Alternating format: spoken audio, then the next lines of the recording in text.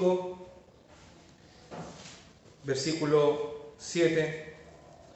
Daremos lectura a ese versículo en el nombre del Padre, del Hijo y del Espíritu Santo. Amén. Amén. Dice así: bienaventurados los misericordiosos, Aleluya. pues ellos recibirán misericordia. Aleluya. Nuevamente, bienaventurados los misericordiosos, pues ellos recibirán misericordia. Hasta ahí. Tomen sus asientos. Amén.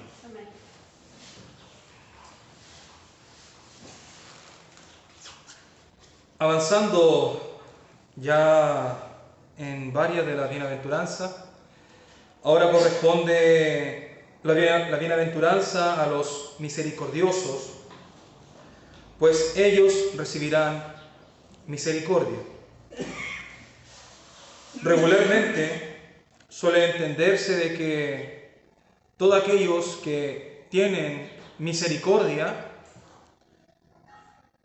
asimismo recibirán la misericordia de Dios, así tal cual como se lee regularmente se entiende.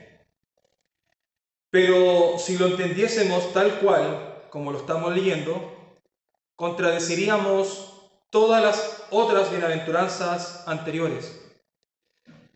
Como ya hemos hablado sobre el Evangelio por obras y el Evangelio por gracia, si lo entendiésemos nosotros que si nosotros somos misericordiosos, ahí recién Dios tendría misericordia de nosotros. Esto da a entender de que estaríamos cumpliendo un evangelio por obra. Estaríamos cuestionando la fidelidad de Dios y la gracia de Dios. Estaríamos diciendo de que prácticamente Dios nos correspondería con su misericordia solamente si nosotros somos misericordiosos. Y esto no es lo que quiere decir el versículo bíblico. Y para esto ruego de que esté muy atento, esté bien concentrado en lo que vamos de lectura, porque cuando queremos hacer una separación de la salvación por obra y queremos basarnos a la salvación por gracia, regularmente puede haber una confusión, por lo que regularmente hoy en día se considera como el legalismo, ¿ya? Y la gracia. Muchos piensan de que el cumplimiento de la ley, eso no va a ser salvo. Y no, nosotros ya somos salvos por eso que cumplimos la ley, que son dos cosas distintas. No estamos mirando en menos la ley, sino que al contrario, estamos dando el verdadero significado de la ley, que la ley es un espejo que nos salva, pero nos hace ver nuestras imperfecciones como tal cual, como un espejo. Cuando nosotros nos miramos el rostro, podemos ver y separar lo bueno y lo malo. Mediante la ley podemos darnos cuenta de lo que se le llama pecado y de lo que se le llama virtud. Pero la ley en sí no salva. Como siempre digo, el que salva es Cristo. Y si nosotros hacemos algo que está escrito en su ley, no es mediante para ser salvo o para ganarnos algo, sino que nosotros hacemos la ley en retribución al que ya nos salvó. Asimismo es la misericordia. Nosotros somos misericordiosos en retribución al que tuvo misericordia de nosotros. Fíjese bien en esto. Regularmente, si usted entiende la palabra del Señor, dice: bienaventurados los misericordiosos, pues ellos recibirán misericordia. Dando a entender de que si yo soy misericordioso, tengo el derecho de recibir misericordia de Dios. Así se entiende regularmente este versículo. Pero no es así como la palabra del Señor lo enseña. Podemos ver en la parábola de los dos deudores cómo el Señor habló sobre la misericordia. De que había un hombre, yo creo que usted ya lo ha escuchado, más que nada lo voy a resumir. Había un hombre que le debía al Señor, ¿cierto? A su Señor. Y vino el Señor y tuvo misericordia de él y le perdonó la deuda. Por consiguiente, este hombre, el cual fue perdonado su deuda, recibió misericordia, lo dice la palabra del Señor, debió haber hecho lo mismo con el que le debía a él. Pero viendo al que le debía, este hombre le cobró sin ningún tapujo. Y el Señor lo llama siervo infiel y malvado. ¿Por qué? Porque la misericordia es una retribución al que ya tuvo misericordia de nosotros. Esa parábola da el mejor ejemplo de la misericordia de Dios. Lo otro deja bastante claro cuál es el sentido de la misericordia. La misericordia es un acto de compasión. ¿Por qué le llamo un acto de compasión? Porque regularmente cuando nosotros sentimos misericordia, nos compadecemos. Hay un corazón tierno, un corazón dolente de lo que la otra persona está sintiendo. Pero cuando lo digo que es un acto, es una acción, el que es misericordioso no tan solo se compadece, sino que ve la forma de cómo ayudarlo. Un ejemplo, si yo estoy viendo una persona que se está ahogando en una piscina, puedo sentir compasión, ¿cierto? Yo creo que cualquier persona puede sentir compasión aunque no sea creyente. Y esto es lo sorprendente, hermano, porque hasta un ateo puede distinguir lo bueno y lo malo. Sabe distinguir sobre matar a una persona que es malo y ayudar a otra persona que es algo bueno. Un ateo también sabe distinguir esto. Y también sabe hacer misericordia. Y aquí se ve el fiel reflejo, hermano, de la imagen de Dios que también está en un ateo, pero distorsionada.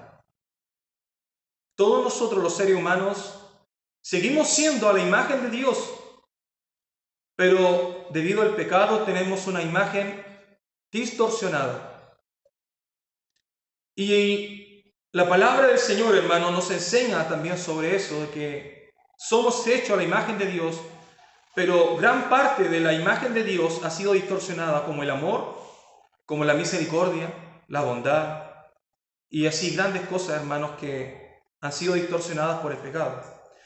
Y volviendo al ejemplo que le estaba dando, si nosotros viésemos a una persona ahogándose en una piscina, el corazón tierno, ¿cierto?, como la compasión, puede decir, qué pena que se está ahogando.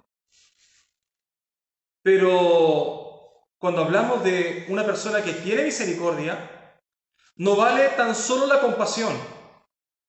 ¿De qué vale de que tú digas, qué pena que se esté ahogando, si tú no haces nada por ayudarlo?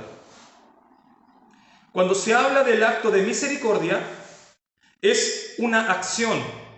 No es tan solo un sentimiento de compasión, sino que es la acción. Te lleva a hacer algo para sacar a la persona de allí. Esa es la verdadera misericordia. Había un predicador que se preparó, se instruyó en la palabra del Señor y viajó al África como pastor misionero para predicar la palabra del Señor y compartir el mensaje de Dios. Este hombre de apellido Wagner. Y acontece que este hombre, una vez llegando al África, se puso a predicar el Evangelio del Señor para traer personas al arrepentimiento. Pero esto no lo hizo indiferente a la situación actual que estaba viviendo aquella ciudad, porque se empezó a dar cuenta de que había mucha hambre y lo peor de todo es que allí había mucha escasez de salud, de medicina. Este hombre se devolvió a su país, se instruyó en medicina y después nuevamente volvió a ir al África, en el cual pregonaba el Evangelio y en sus tiempos libres se dedicaba a ayudar a los demás en la medicina. Ese es un acto de misericordia. Un acto de misericordia no vale cuando tú tienes solamente compasión y te quedas sin hacer nada. El acto de misericordia es que tú te involucres en ayuda de la persona. Muchos dirán, pero predicando el Evangelio es una ayuda. Sí, claro que sí. Pero no podemos hacer vista gorda de aquel que está sufriendo y tú tienes toda la facultad de poder ayudar. Y ese es el acto de misericordia. Vuelvo a repetir, el acto es una acción de misericordia. Vemos de que Dios, cuando vio al hombre caído en su naturaleza, no tan solo tuvo compasión de él, sino que hizo algo, hizo una acción para que el hombre nuevamente viniese a Dios en arrepentimiento y fe. Tuvo misericordia de nosotros. Se involucró en nuestras vidas. Nos sanó, nos perdonó. Y ese es un acto de misericordia. Y también ese es un atributo de nuestro Dios. Aquel que diga, ¿cómo puedo conocer a Dios? Si no conoces los atributos de Dios, tal vez llevarás muchos años dentro de una iglesia sin conocer a Dios. La mejor forma de conocer a Dios es conociendo sus atributos. Vino un hombre, Moisés, y dijo, Señor, quiero verte, Señor, quiero ver tu gloria. Y el Señor le dijo, no habrá nadie que pueda verme con sus ojos y permanecer vivo, mas verás mi espalda. Cuando este hombre vio la gloria de Dios, Moisés dio declaraciones, eres un Dios grande, lleno de poder y grande en misericordia. Reconoció de que una de las actitudes de Dios y una de las virtudes de Dios era su misericordia. Para poder entender el acto de misericordia, tenemos que ver desde las dos perspectivas. Como el fariseo, que daba gracia a Dios por todo lo que tenía. Señor, porque no soy como este publicano. Imagínese el fariseo que fue tomado allí en ese mismo momento como una referencia. Señor, yo oro, yo ayuno, yo diezmo, doy todo esto. El publicano, que regularmente era mal mirado, ¿sabe por qué? Porque permanecía dentro de la línea sanguínea, ¿cierto?, de Israel, pero tomó un trabajo para el Imperio Romano para cobrarle impuesto a lo de su propia sangre. Prácticamente eran considerados traidores, porque hacían un trabajo para del imperio en contra de su propia ciudad o país, ¿cierto?, o pueblo. Y vemos de que este publicano reconocía su culpa y decía, Señor, ten misericordia de mí, sé propicio a mí, pecador. Podemos ver de que había una persona que pedía justicia. Señor, yo hago esto, hago aquí y hago allá. En cambio había otra persona que no pedía justicia porque conocía su situación actual y pedía misericordia. Y esto es algo muy confuso hasta la actualidad, cómo la justicia y la misericordia de Dios van muy tomadas de la mano.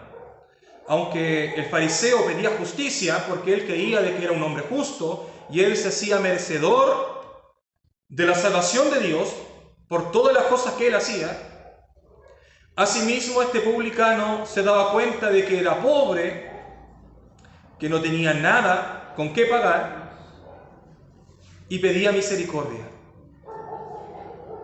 Y como vuelvo a repetir, todas estas bienaventuranzas del Sermón del Monte están muy unidas. ¿Por qué el Señor tomó esta referencia del fariseo con este publicano? Porque uno consideraba de que podía pagar y tenía los recursos para poder pagar su salvación, y otro reconocía su pobreza espiritual de que no había cómo satisfacer la deuda que él tenía. Por eso de que la primera bienaventuranza es bienaventurados los pobres en espíritu. ¿Se da cuenta? Y el Señor ocupa estas parábolas para dar a entender la incapacidad del hombre para ser salvo. Y esto es muy común, que la iglesia evangélica caiga en este tipo de errores sobre creer de que mientras más yo sirvo al Señor o mientras más yo cumplo al Señor, el Señor tiene el deber y el derecho de salvarme. Eso es justicia. Eso dice aquel que es legalista, ¿cierto? Que para él cree que eso es lo legal. Cree que mientras más yo cumplo a Dios, el Señor tiene toda la autoridad de bendecirme, tiene todo el deber de darme y retribuirme la salvación porque yo he sido un buen hijo. En cambio había otro de que no quería la justicia, porque sabía de que la justicia estaba en su contra. Reconocía su condición actual y pedía misericordia. ¿Cómo podemos nosotros ver de que la misericordia y la justicia de Dios no se contradicen entre sí? Pero si lo ponemos a cuestión, ¿cierto? Si cuestionamos la justicia de Dios y la misericordia, hay un momento de que suele verse un poco un conflicto, ¿cierto? Para poder entenderlo. ¿Por qué? Como yo tomaba la analogía hace unos días atrás y le decía que la naturaleza de Dios es justa, ¿cierto? Él es un Dios justo. Él dice de que es un Dios que no deja pasar el pecado, es un Dios que condena el pecado. Si Él dejase pasar el pecado por alto, sería un Dios injusto. Entonces, ¿cómo Dios pasa por alto nuestro pecado sin ser considerado un Dios injusto? Porque Él sigue siendo justo. ¿Y cómo su misericordia no rompe su justicia? Le voy a dar un ejemplo. ¿Qué pasa si un asesino se presenta en un tribunal y considerando de que el juez es un juez justo, perfecto, sin ningún error, y viene este hombre y le dice: Señor, ten misericordia de mí, porque he hecho muchos males, he hecho mucho daño a la gente y a la sociedad. Señor, perdóname. Aleluya. ¿Qué es lo que haría un juez de la tierra hoy en día? ¿Podría perdonar tal acto? La justicia dice de que no puede pasar por alto el pecado. Entonces, ¿cómo Dios puede perdonar a ese pecador sin ser llamado un Dios injusto? Es buena pregunta, ¿cierto?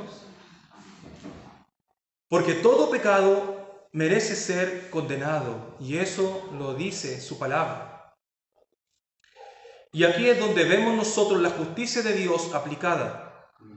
Como decíamos de que la misericordia es la acción, aquí vemos cómo la misericordia de Dios se mueve a hacer algo. Para que nosotros fuésemos llamados inocentes, tenía que venir alguien que pudiese pagar esa culpa. Porque si Dios es justo, no puede pasar el pecado por alto. Alguien tiene que morir, hermano. Esa es la justicia de Dios. Para que ese asesino sea libre y sea absuelto y se le llame inocente, alguien tiene que pagar por esa culpa. Eso es justicia. Y ahí es donde se involucra la muerte de nuestro Señor Jesucristo para decir: Señor, yo voy a recibir esa justicia. el pago de lo que se merecía este hombre. Y que esa justicia me condene a mí y me mate a mí, pero que no toque la vida de este asesino. Eso es misericordia y a la misma vez eso es justicia. Dios sigue siendo justo y sigue siendo misericordioso mediante la muerte de nuestro Señor Jesucristo. Aquel que no sabía por qué Cristo tuvo que morir, fue por eso, para pagar nuestra culpa. Eso es un verdadero acto de misericordia. No tan solo el acto de compasión, sino que hubo un acto de misericordia porque el Señor hizo algo para ayudarnos. Ahora, hermanos, que ya entendemos qué es lo que significa la palabra misericordia y entendemos cómo nuestro Dios y su misericordia no pasa a llevar su justicia, vamos a entender algo, hermano. Que aquel hombre que cree de que hace mucho para el Señor y cree de que Él es digno de ser salvo por todas las cosas que hace, y en su contraparte aquel que reconoce su pobreza espiritual y sabe de que no hay forma de cómo venir a Dios sino mediante el arrepentimiento y la fe, podemos entender de que aquí por esto dos personas van a ser juzgadas. Uno va a ser juzgado porque quiere justicia, pero esa justicia es una justicia errada y fallida, porque esa misma persona con un ego tremendo se considera perfecta y santa y tan correcta para merecer el cielo mediante sus actos. Y si usted le pregunta a la gran mayoría de las religiones, usted tiene que hacer cosas para ser salvo. ¿Qué es lo que tiene que hacer usted para ser salvo? Si yo le preguntara ahora, yo creo que ya se estaría preguntando. ¿Qué es lo que tiene que hacer usted para ser salvo? Nacer de nuevo. ¿Sabe que la Iglesia Católica le diría, reza 3 Padres Nuestros, ora a la Virgen, 3 Ave María y están listos? Eso es un evangelio por obra. Usted tiene que hacer cosas para ser salvo. Si usted le pregunta a un judío, el judío le va a decir, sigue la ordenanza de la ley y mediante la ley vas a ser salvo por el cumplimiento de la ley. Asimismo sería el Islam, ¿cierto? Los musulmanes. Y gran parte de las enseñanzas hoy en día es que usted tiene que hacer cosas para ser salvo. Tanto como el budismo practica el ascetismo. El ascetismo es usted irse al cerro, al monte, apartarse de toda la sociedad para no tener pecado alguno que usted pueda dañar a la gente. Pero aún así el budismo se da cuenta, el budista se da cuenta de que aunque se vaya a la punta del cerro, como lo decimos nosotros aquí, ese hombre va a seguir siendo pecador. No va a faltar el momento en que quiera martillar en su casa y en el cerro y se martilla un dedo y van a salir sus caballos. O no va a darse cuenta de que hizo algo mal, que puso el techo abajo y las cosas arriba, y va a venir la frustración por no haber construido bien su casa, y nuevamente van a ser en la naturaleza pecaminosa. El budista reconoce de que aunque se vaya al confín de la tierra solo, porque ese significa el ascetismo, aún así no lo aparta del sentimiento pecaminoso y de los malos pensamientos. Y aquí la palabra del Señor nos enseña nuestra pobreza espiritual. Y fíjese, como todo este sermón del monte está muy unido, porque en el versículo anterior, ¿cierto? Lo que hablábamos sobre los que tienen hambre y sed de justicia. Los que tienen hambre y sed de justicia no habla de los que ya tienen justicia y están satisfechos, sino que es un hambre y una sed, es una necesidad constante de refugiarnos en la justicia de Cristo crucificado, mediante la misericordia y el arrepentimiento. Esta religión, entre comillas, llamémosla así, el cristianismo, es el único que reconoce su pobreza espiritual, que reconoce de que no hay forma de cómo contribuir o cómo poder alcanzar misericordia por nuestros propios actos, sino que la misericordia es un acto inmerecido, inmerecido. Si usted lo ve, hermanos, como este varón, ¿cierto?, que estaba herido en la parábola del buen samaritano,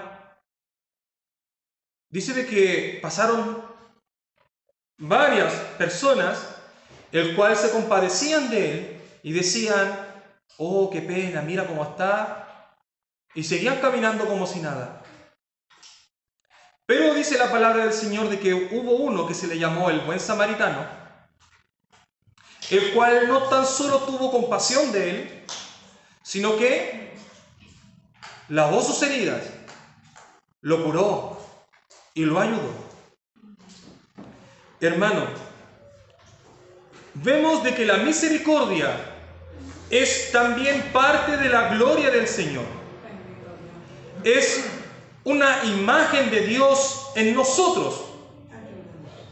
Y dice también la palabra del Señor que no puede haber una persona que se pueda llamar creyente que no se involucre con el que necesita. El que tú sientas compasión no te hace ser una persona misericordiosa, sino que tienes que involucrarte. Tienes que involucrarte. En el Antiguo Testamento fue condenado el pueblo de Israel. ¿Sabe por qué? Porque no era misericordioso. La ley dice de que la ayuda tenía que ser para el extranjero, para el huérfano, para la viuda, para el pobre. Y acontecía de que estos hombres no estaban siendo misericordiosos, no estaban mostrando la imagen de Dios a las demás personas. Y dice la palabra del Señor que estaban haciendo tesoros. Y eso es un pecado. La palabra del Señor dice: no os hagáis tesoros. Pongamos la imagen de un cofre y usted, en vez de ayudar, toma ese dinero y lo guarda, y lo guarda, y lo guarda, y lo guarda. Va usted por el centro y dice: oh, qué pena tal persona, no tengo nada para ayudarte. Pero en tu casa tienes harto con qué ayudar. Dice la palabra del Señor de que esa persona que no es misericordiosa es un ser malvado. Así tal cual como se le llama a un asesino. Eso es terrible, hermano. Corazón malvado. Dice la palabra del Señor que ese pueblo fue condenado por no involucrarse mediante la misericordia. La palabra del Señor enseña. Y a todo esto, ¿sabe por qué siempre el Señor ocupaba esa forma del pobre, el huérfano y la viuda? ¿Sabe por qué? ¿Sabe por qué siempre eran nombradas estas personas? Porque regularmente el pobre, la viuda y el huérfano no tenían cómo retribuir. Por lo tanto, es fácil ser misericordioso con alguien que tú sabes que te va a devolver. Pero la verdadera misericordia es sin esperar retribución. Ese es el verdadero acto de misericordia. Un pobre, porque es pobre, no tiene cómo devolver. Por lo tanto, el que quiere ser misericordioso va a entender este concepto de que tú vas a ser misericordioso con los demás sin esperar retribución a cambio, sino que estás dando misericordia porque tú eres consciente de la misericordia de que Dios ya te dio a ti.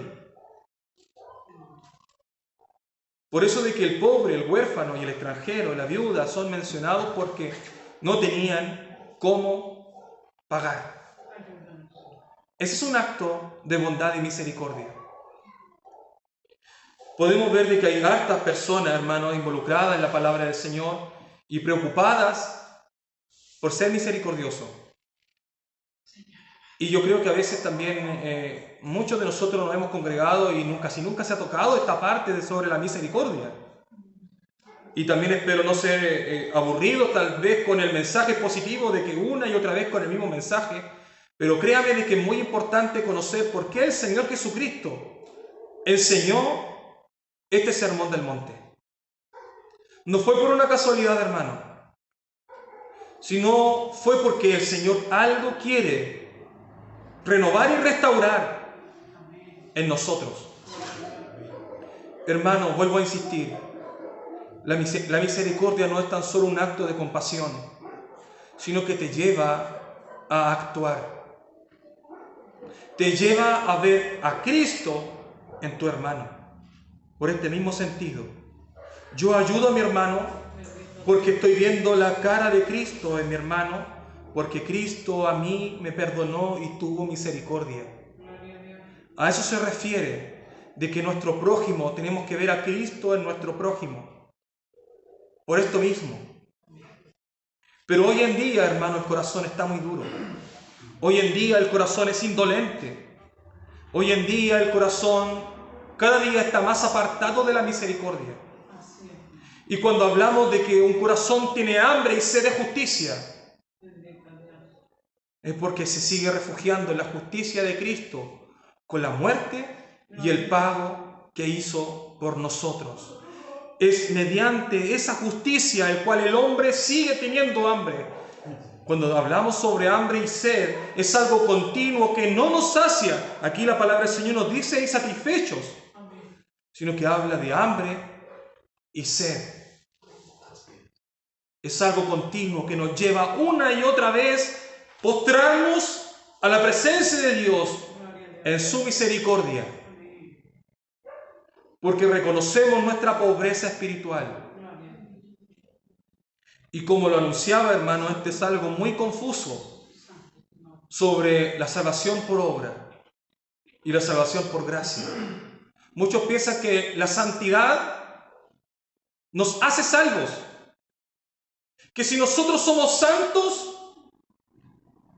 cumpliendo la ley, seremos salvos mediante la santidad. Pero no es así. Nosotros somos salvos y una vez que somos salvos, el Señor nos santifica y cumplimos sus mandamientos mediante el Espíritu Santo. No creyéndonos que merecemos salvación, sino que cumplimos su mandamiento, porque reconocemos la misericordia del que nos salvó. La santidad no nos hace merecedores de salvación.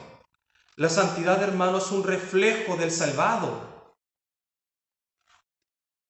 La santidad es un reflejo del que es salvo, del que entiende que tiene que ser misericordioso y tiene que guardar los estatutos de su palabra.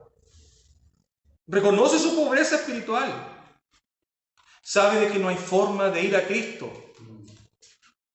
¿Por qué? Porque la palabra del Señor dice de que si alguno ha pecado, tenemos abogado. Inclusive dice la palabra del Señor, el que diga de que no ha pecado, hace a Dios mentiroso. Por lo tanto, hermano, si nosotros creemos que cumplimos la ley, la cumplimos a medias. La ley dice de que si transgredimos una sola ley, todo el peso de la ley cae sobre nosotros. Y tenemos que reconocer nuestra incapacidad y pobreza en el cumplimiento de la ley. De que, cierto, cumplimos la ley y el Señor nos santifica cada día, pero eso no nos hace perfectos. al cumplimiento de la ley. Somos pecadores. Y si decimos que no hemos pecado, hacemos a Dios mentiroso. Por lo tanto, tenemos que reconocer nuestra pobreza. Así tal cual como el publicano, como el rico y Lázaro. Fíjese bien cómo el Señor ocupaba estas parábolas para demostrar el que se creía tan perfecto y aquel que reconocía su pobreza. Así tal cual, hermano, el Sermón del Monte salva al que reconoce su pobreza espiritual. Hay que entender una cosa, hermano. Si bien es cierto, nuestro Dios es misericordioso y nosotros alcanzamos misericordia por Cristo, pero no por eso, hermano, debemos nosotros de abusar de la misericordia de Dios. Porque decimos, Dios es misericordioso, entonces voy y oro al Señor y el Señor me perdona, así de fácil. Hermano, vuelvo a la analogía sobre Cristo muriendo, salvando a aquel asesino. Aquel que se da cuenta y sabe y es consciente de lo que tu pecado o mi pecado le provocó a Cristo, vas a buscar la forma para no seguir pecando. Esto lleva, hermano, a la palabra del Señor cuando le dice, vete y no peques más. El Señor tuvo un acto de misericordia, pero le hizo ser consciente de que esta mujer entendiese qué es lo que significa la misericordia. La misericordia significa de que alguien tiene que morir por el pago de tu pecado, por el pago de mi pecado. Por lo tanto, si yo cometo pecado, ese pecado tuyo, hermano, le causó la muerte a Cristo. Hay que ser consciente de lo que significa la misericordia y la justicia. Tu pecado, mi pecado, le causó la muerte a Cristo. Le causó azotes, le causó escupitajos, azotes, golpes, insultos. Eso le causó tu pecado y mi pecado a Cristo. Cuando tú cometes pecado, tiene que dolerte lo que hiciste, porque eso es lo que hace tu pecado. Tienes que entender qué es lo que significa el pago de tu culpa. Por lo tanto, no tomen la misericordia de Dios como una gracia sin importancia, sino que esta misericordia es un acto inefable, un acto sublime, un acto que hubo un precio. Nuestra pastora decía, la palabra del Señor dice, venid y comprad sin dinero. ¿Quién puede comprar sin dinero? ¿Sabe por qué dice comprar sin dinero? Porque un pobre no tiene dinero para comprar. Bienaventurados los pobres en espíritu. Vengan y tengan vino y leche sin dinero. Y beban sin dinero. Porque bienaventurados los pobres en espíritu, porque ellos necesitan la misericordia de Dios. Los que reconocen su pecado, los que saben cuál es su condición perdida, su pobreza. Por eso es que se menciona, venid a mí sin dinero. Porque esos somos nosotros, pobres en espíritu. Que no hay nada que podamos hacer para ser salvos. Estamos pobres, sin dinero para poder pagar. Y el Señor nos llama. Aleluya. Vengan igual, sin dinero. Aleluya. Pero fíjese bien, de aquella persona que no entiende la importancia de la misericordia de Dios, que no toma conciencia de que la muerte de Cristo fue un acto real, doliente, sufriente. Aquella persona que no es consciente de esto, dice la palabra del Señor, que es alguien que blasfema en contra del Espíritu Santo y pisotea la muerte de Cristo. así es toda persona que piense de que mediante la misericordia yo puedo tener chip libre para poder pecar y puedo seguir continuidad con el pecado una y otra vez, sin cortar ese pecado que me tiene amarrado o atado. Dice la palabra del Señor de que somos personas que pisotean el nombre de Cristo. Eso es lo que hacemos nosotros cuando no entiendes lo que significa la misericordia. Cuando no haces un acto de reflexión y de arrepentirte. ¿Saben lo que hizo Judas cuando se dio cuenta del pecado que hizo? Judas, por su mente pasó: Dios ya no me va a perdonar por el acto que hice. Por lo tanto, es más justo que yo me cuelgue. Este hombre hizo justicia por su propia mano, porque él pensaba de que esa es la mejor justicia. Así creen todas las personas que piensan hacer cosas para ser salvos. Creen en esa justicia. Como el fariseo pensaba: yo voy a ser justificado y salvo, voy a ser libre y exonerado, o sea, voy a ser libre sin ninguna culpa de este tribunal por todas las cosas que hago. Pedro sabía de que no hay nada con qué pagar la culpa. Dobló sus rodillas y se arrepintió. Judas no creía en eso. Pensaba que lo más justo era que él tuviese que hacer algo por el error que hizo. ¿Se fija? De que una persona piensa de que va a ser justificado por las cosas que hace y otro se da cuenta de que no hay nada que podemos hacer. Y somos justificados y somos bendecidos por la misericordia de Dios. Hay una persona que piensa de que puede satisfacer a Dios por sus actos y hay otra persona que pide misericordia. Este joven publicano, ¿cierto? Este hombre publicano pedía a Dios misericordia y el Señor le brindó misericordia. Hermano, no tomes por liviana la muerte de Cristo, sino que tómale la importancia. Tómale la importancia a la muerte de Cristo, porque ese es el mayor acto de bondad y misericordia para todos nosotros pecadores. Que el Señor